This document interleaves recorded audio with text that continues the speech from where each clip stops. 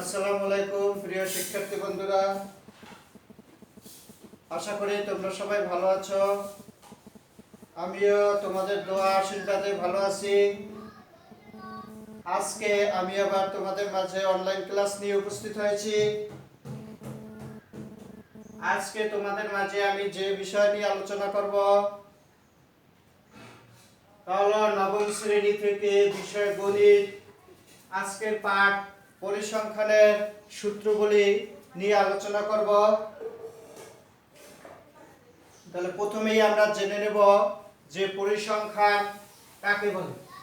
তাহলে পরিসংখ্যান কাকে বলে, যে আমরা জানি যে সংখ্যা ভিত্তিক কোনো ঘটনা বা তথ্য, এটাকে আমরা পরিসংখ্যান হিসেবে ধরে নিতে পারি।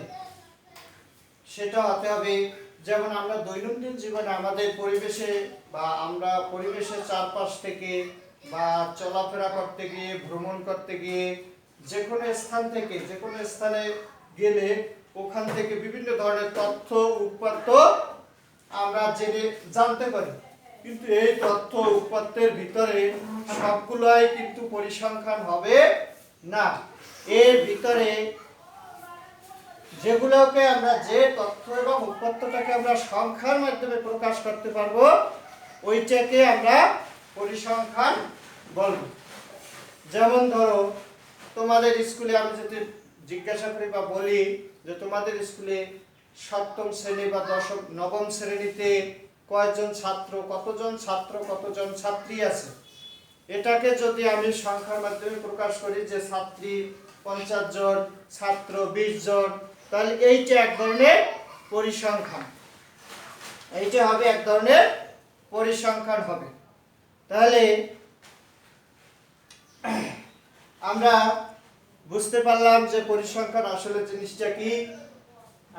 এরপরে আরো আছে, যেমন আমি যদি বলি যে নবম শ্রেণীতে গণিত বিষয়ে 50 জন শিক্ষার্থীর নম্বর একটা তালিকা, এটাও এক ধরনের পরিসংখ্যান হতে পারে। এরপরে পরিসংখ্যানে আমরা দেখো বিভিন্ন সূত্র আছে, যেগুলো না জানলে তোমাদের এই গাণিতিক সমস্যাগুলো করতে অসুবিধা হতে পারে। এর জন্য আমি প্রথমে তোমাদেরকে সূত্রগুলো নিয়ে আলোচনা করব।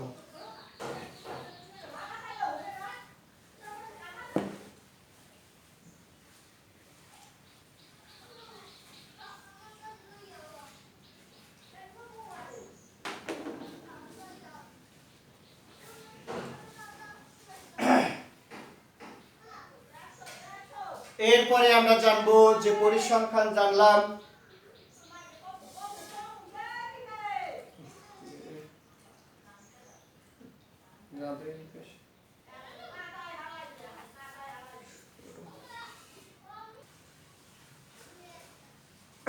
যাই হোক, একটু প্রবলেম হয়েছে, তোমরা কিছু মনে করো না।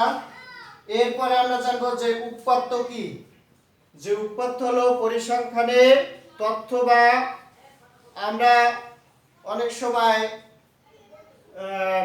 তথ্য পেয়ে থাকি যে সেই তথ্যগুলোর ভিতরে সবগুলোই কিন্তু উৎপাত্ত হয় না।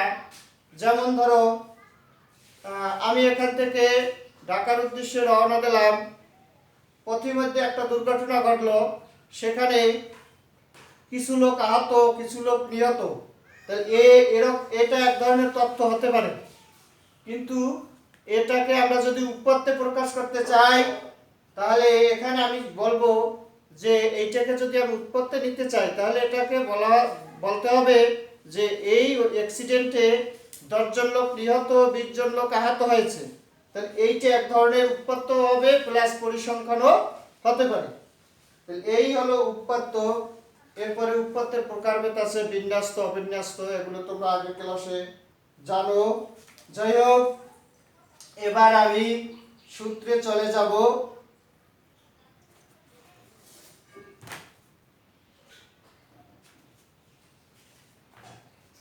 আচ্ছা, এর আগে আমি আরেকটা বিষয় আলোচনা করব, যে চলক। যে চলক জিনিসটা কি, দেখো যে সংখ্যাসূচক তথ্য সমূহকে বলা হয় পরিসংখ্যানের উৎপাত্ত। এরপরে আছে উৎপাত্তে ব্যবহৃত সংখ্যা সমূহকে বলা হবে চলক। যে উৎপাত্তটাকে আমরা যে জিনিসটার সাহায্যে প্রকাশ করব বা যে রাশির সাহায্যে প্রকাশ করব সেটাকে বলা হবে চলক। তাহলে চলক দুই ধরনের, একটা হলো বিচ্ছিন্ন আর একটা হলো অবিচ্ছিন্ন। তাহলে যে চলকের মান শুধুমাত্র পূর্ণ সংখ্যা হবে ওইটাকে আমরা বলবো বিচ্ছিন্ন চলক। তারপরে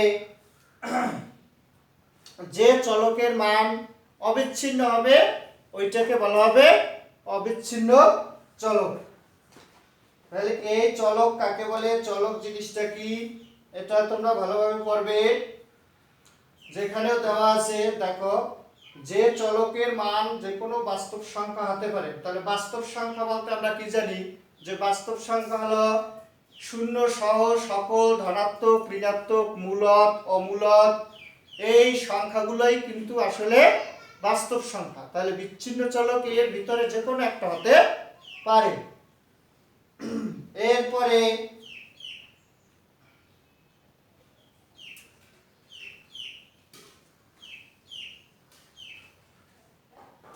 দেখো এই বিচ্ছিন্ন চলকটা কি, যে পূর্ণ সংখ্যা, যে চলকের মান শুধু পূর্ণ সংখ্যা। তাহলে পূর্ণ সংখ্যা যেমন উদাহরণ 2 তে দেখো, উদাহরণ 2 327 পৃষ্ঠা, এইটা এখানে দেওয়া আছে। যেমন এরকম আমি কতগুলো উৎপাত্ত লিখি 15 20 18 16, যেমন এগুলা সবগুলা হলো পূর্ণ সংখ্যা। তাহলে এটাকে আমরা বলবো বিচ্ছিন্ন চলক। আর অবিচ্ছিন্ন চলকটাকে আমরা কিভাবে বলবো, অবিচ্ছিন্ন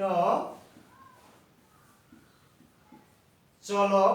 তাহলে অবিচ্ছিন্ন চলক আমি বলছি যে অবিচ্ছিন্ন চলক শুধুমাত্র যে কোনো বাস্তব সংখ্যা। তাহলে বাস্তব সংখ্যার ভিতরে শূন্য সহ সকল ধনাত্মক, ঋণাত্মক এবং মূলদ, অমূলদ, হ্যাঁ এই সবগুলো মিলিয়ে কিন্তু বাস্তব সংখ্যা হতে পারে। যেমন ধরো এখানে এটা এই যেমন 1.2 ডিগ্রি থেকে 2.5 ডিগ্রি, তাহলে এটা দশমিক সংখ্যা আছে, তাহলে এটা বাস্তব সংখ্যা। তাহলে এটা এক ধরনের অবিচ্ছিন্ন চলক। আবার এটা কিন্তু কখনোই বিচ্ছিন্ন চলক হতে পারে না। তারপরে 35 ডিগ্রি থেকে 4.5 ডিগ্রি এরকম বিভিন্ন সংখ্যা হতে পারে। তাহলে এই ধরনের চলক অবিচ্ছিন্ন চলক। আর বিচ্ছিন্ন হবে যে কোনো পূর্ণ সংখ্যা। পূর্ণ সংখ্যা ব্যতিরেকে বিচ্ছিন্ন চলক হতে পারে না। তাহলে এই বিচ্ছিন্ন আর অবিচ্ছিন্ন চলক আমরা বুঝতে পারলাম। এরপরে দেখো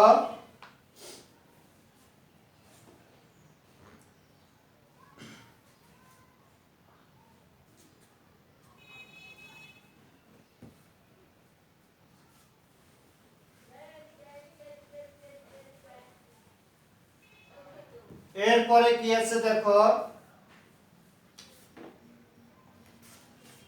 কেন্দ্রীয় প্রবণতা। তাহলে কেন্দ্রীয় প্রবণতা এটা হলো তোমাদের 333 পৃষ্ঠা, কেন্দ্রীয়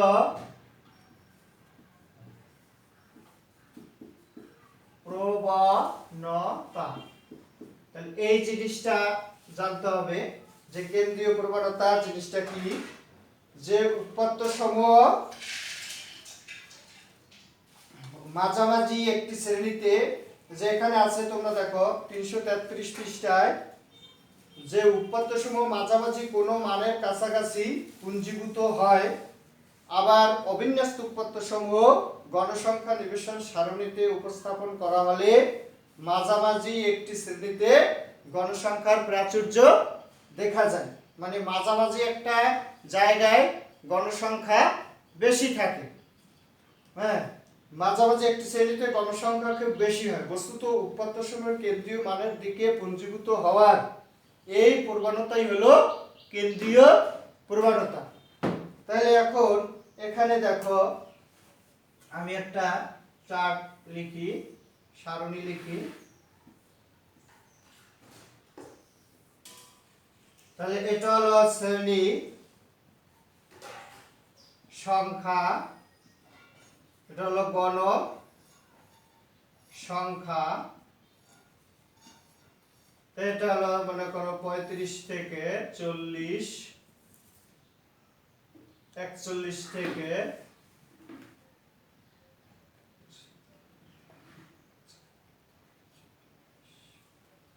45, 46 থেকে 50। তাহলে এখানে মনে করো গণসংখ্যা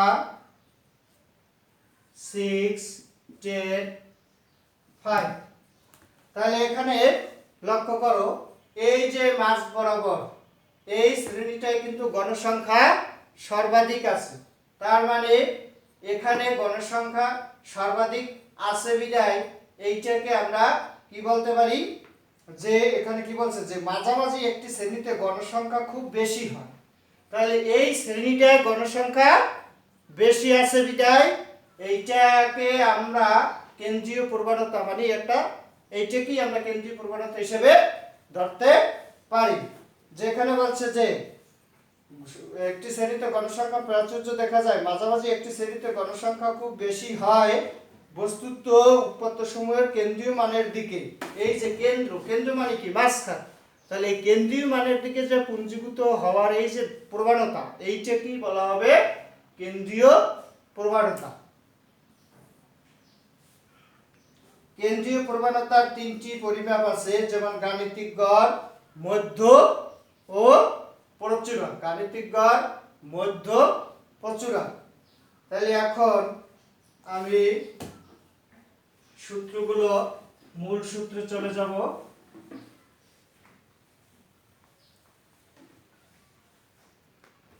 দেখো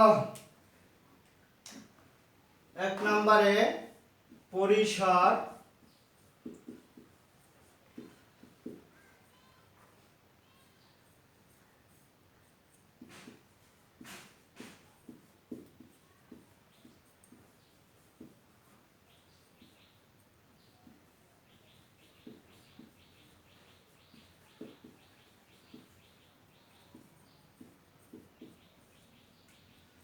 তাহলে পরিসর কিভাবে বের করতে হবে, সর্বোচ্চ মান বিয়োগ সর্বনিম্ন মান প্লাস 1। এরপরে শ্রেণী সংখ্যা,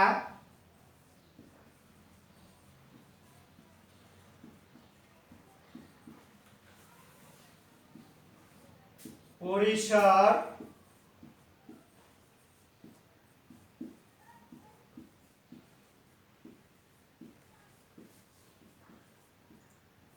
পরিসরকে যদি আমরা শ্রেণী ব্যবধান বা শ্রেণী ব্যক্তি দিয়ে ভাগ করি তাহলে কি পাওয়া যাবে, শ্রেণী সংখ্যা।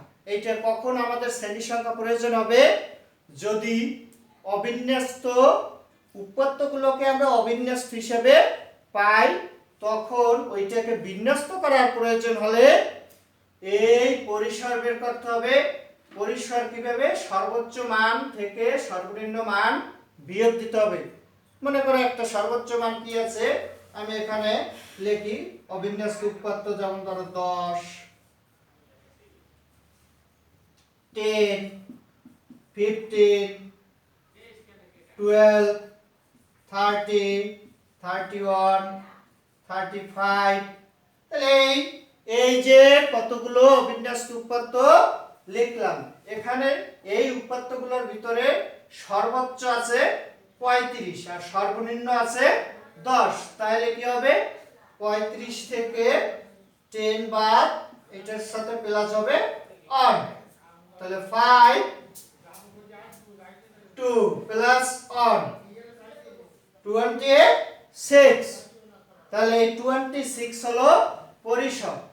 তাহলে পরিসর, এই পরিসরকে যদি শ্রেণী ব্যক্তি, এটাকে আমরা ধরে নেব শ্রেণী ব্যক্তিটা অনেক সময় দেয়া থাকে, আবার অনেক সময় দেয়া থাকে না। যদি দেয়া থাকে ওইটা দিয়ে ভাগ করতে হবে, আর দেয়া না থাকলে 5, 10, 7, 8 এটা ধরে নিতে হবে। ক্লিয়ার বিষয়টি? আশা করি তোমরা বুঝতে পারছো। এরপরে দেখো শ্রেণী মধ্যমান।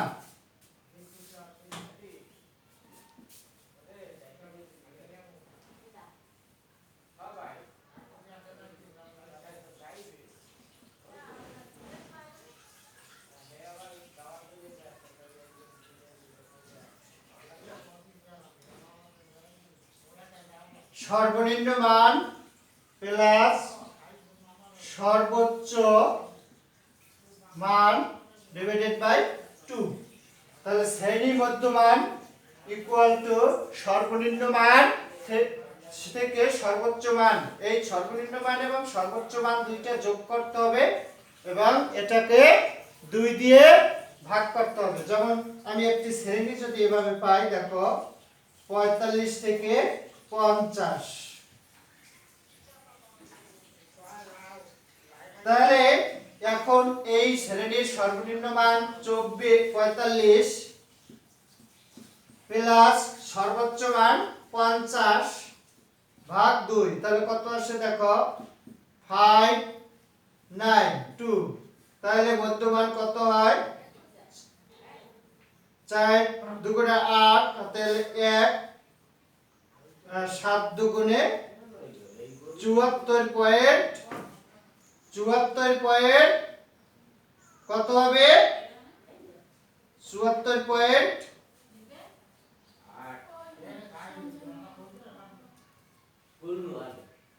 74.2 হতে পারে বা সামথিং কিছু হতে পারে। তাহলে এভাবে আমি জাস্ট যে বুঝাচ্ছি যে এভাবে সর্বনিম্ন মান এবং সর্বোচ্চ মান এটা হতে পারে। এরপরে দেখো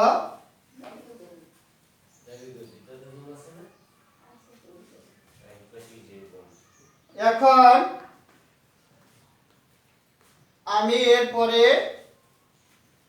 পরের সূত্রটা হলো 4 নম্বরে গড়।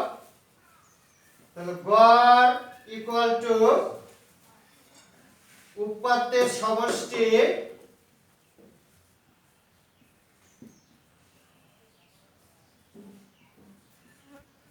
ডিভাইডেড বাই উৎপাদ্যের সংখ্যা। তাহলে গড় কিভাবে বের করতে হবে? গড় কিন্তু বিভিন্ন প্রকারের আছে, যেমন সরাসরি গড় আছে, গাণিতিক গড় আছে, সংক্ষিপ্ত পদ্ধতিতে গড় আছে। তাহলে এই যে সরাসরি গড়ের সূত্র হলো এইটা। এবার আমি দেখাবো গাণিতিক গড়। তাহলে গাণিতিক গড়ের সূত্র কি?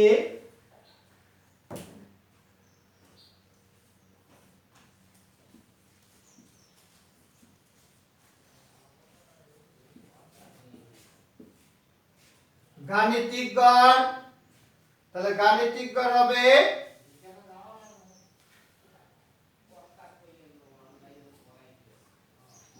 x equal to summation a pi xi divided by n। তাহলে এইটা হলো গাণিতিক গড়ের সূত্র।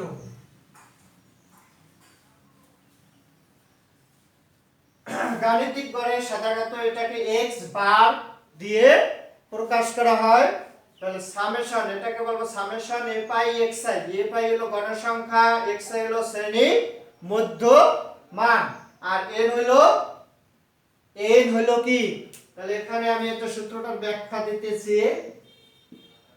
a pi গণসংখ্যা, xi শ্রেণী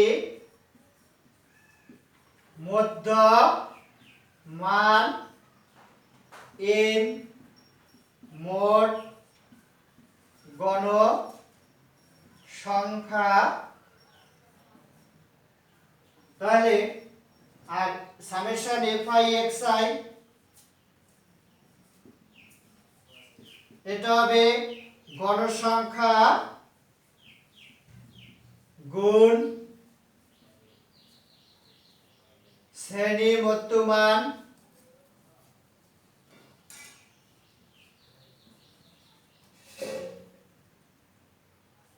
মানের সমষ্টি। তাহলে এই হলো গাণিতিক গড় নির্ণয়ের সূত্র। এরপরে আমরা যাব সংক্ষিপ্ত পদ্ধতিতে গড় বের করার সূত্র।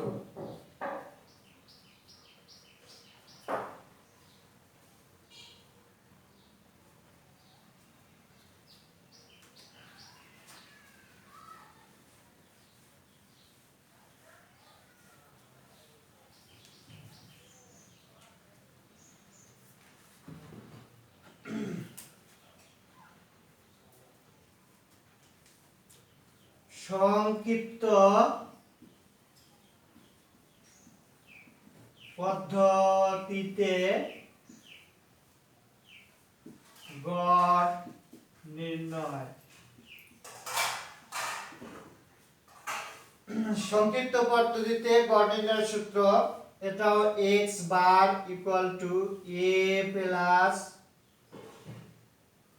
Summation a pi ui divided by a into h। তাহলে এখানে দেখো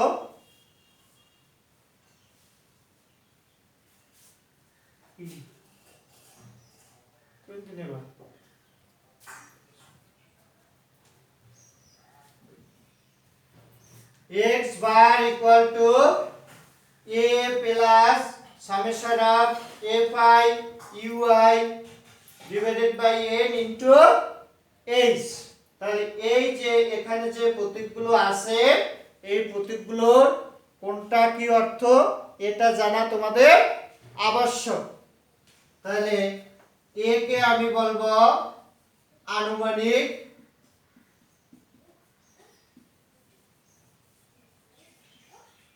গড়,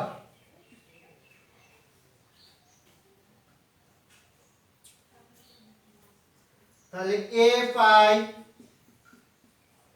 গণ সংখ্যা,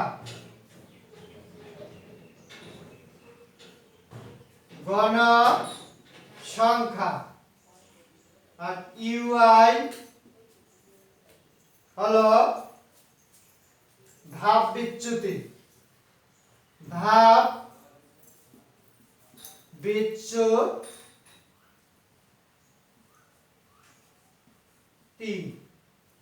তারপরে এইচ শ্রেণীর ব্যক্তি এফআই ইউআই এটা হলো গণসংখ্যা পূরণ ধাপ বিচ্যুতি। তাহলে এই যে প্রতীকগুলোর অর্থ আমি এখানে লিখে দিলাম। এ হলো আনুমানিক গড়, এফআই গণসংখ্যা, ইউআই ধাপ বিচ্যুতি, এইচ শ্রেণী ব্যক্তি আর এফআই ইউআই গণসংখ্যা ইনটু ধাপ বিচ্যুতি।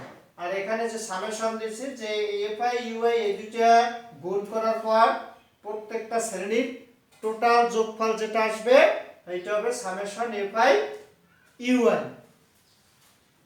তাহলে এটা কিভাবে আসে আমি একটা তোমাদের ছকের সাহায্যে বুঝিয়ে দেব।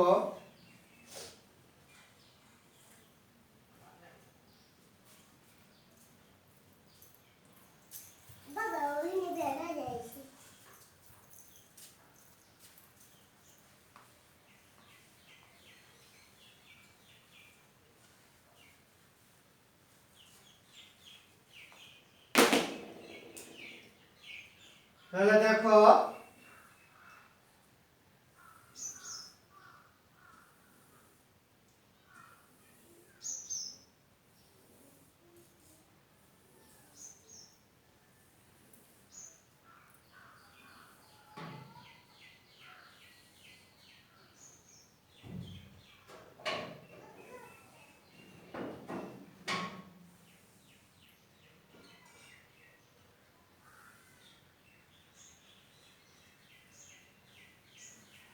তাহলে শ্রেণী ব্যক্তি এটাকে ধরো মধ্যমান xi গণসংখ্যা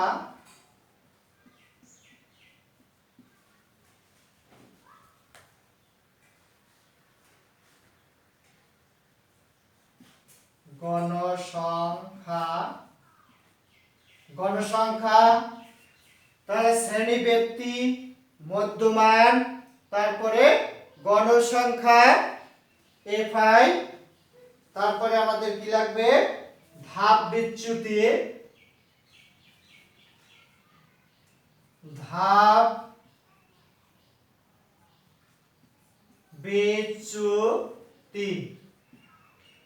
এরপরে fi গুণ u1 এই কয়টা জিনিস আমাদের এই যে সংক্ষিপ্ত পদ্ধতিতে গড় বের করার ক্ষেত্রে লাগবে। তাহলে শ্রেণী ব্যক্তি মনে করো আমি দিয়ে দিলাম 40 থেকে 44 45 থেকে 49 50 থেকে 54 55 থেকে 59 60 থেকে 64 65 থেকে 69 তাহলে এই হলো শ্রেণী ব্যক্তি। এখন শ্রেণী মধ্যমান তাহলে কিভাবে বের করতে হবে সেটা আগে আমি দেখিয়েছি যে এই সর্বনিম্ন মান সর্বোচ্চ মান এই দুইটা যোগ করতে হবে, যোগ করে 2 দিয়ে ভাগ দিলে শ্রেণী মধ্যমান বের হয়ে যাবে। তাহলে এখানে কত আসে দেখো যোগ করো 40 যোগ 44 4 8 84 2 দিয়ে ভাগ দাও 4 কত আসে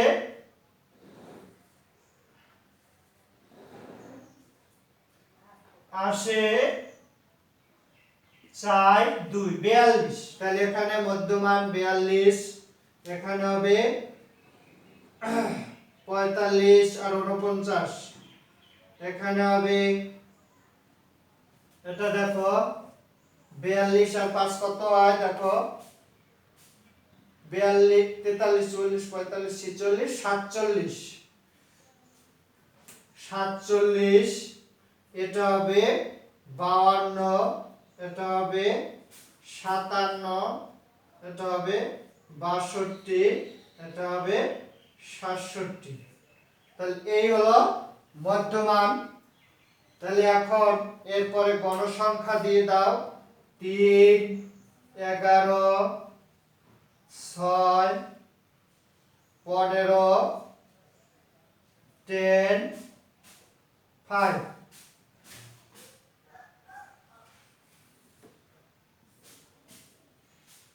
তাহলে গণসংখ্যা n সমান সমান মোট আমরা পেলাম কত পেলাম যাই হোক এটা সামথিং যা হয়। এখানে এরপরে আছে ধাপ বিচ্যুতি। তাহলে ধাপ বিচ্যুতির একটি সূত্র আছে, সূত্র হলো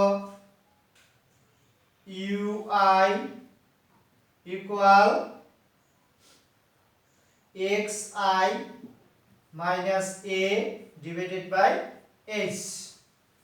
তাহলে এই হলো ধাপ বিচ্যুতির সূত্র। এখন আমরা এখানে আনুমানিক গড়, সাধারণত আনুমানিক গড় আমরা দেখব এখানে গণসংখ্যা সর্বাধিক যে শ্রেণীতে আছে ওই শ্রেণীর মধ্যমানকে আনুমানিক গড় হিসাবে ধরে নেব। তাহলে এইটা হলো আমাদের a মানে আনুমানিক গড়। এরপরে এই দেখো এই শ্রেণীতে গণসংখ্যা আছে সর্বাধিক 15। তাহলে এই শ্রেণীর মধ্যমানটাকে আমরা আনুমানিক গড় হিসাবে ধরে নেব।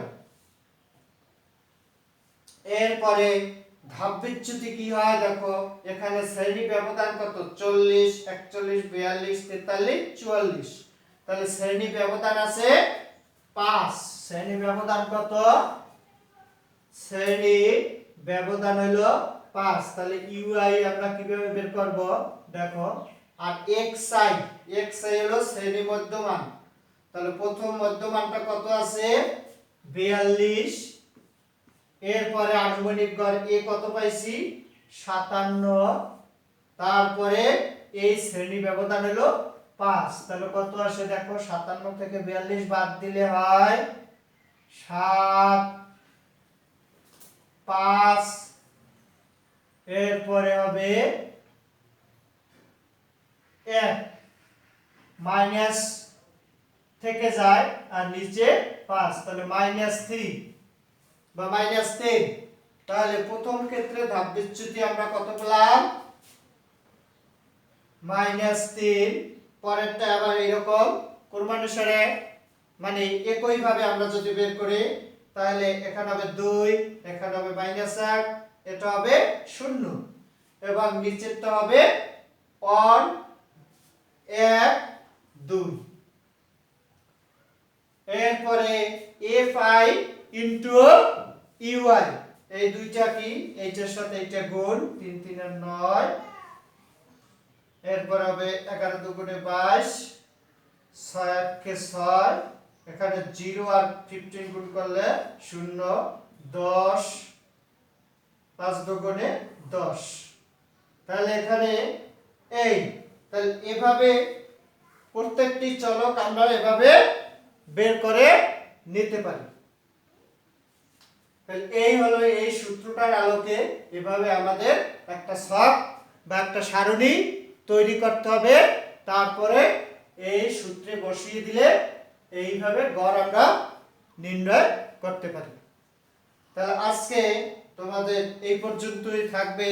পরবর্তী ক্লাসে তোমরা বাসায় বসে নিজেরা এই যে বিষয়গুলো নিয়ে আমি আলোচনা করলাম এগুলো প্র্যাকটিস করবে এবং মনে রাখবে। পরবর্তী ক্লাসে আমি এবার পরের যে সূত্রগুলো আছে এগুলো নিয়ে আলোচনা করব। সবাইকে ধন্যবাদ। সবাই ভালো থাকো, সুস্থ থাকো।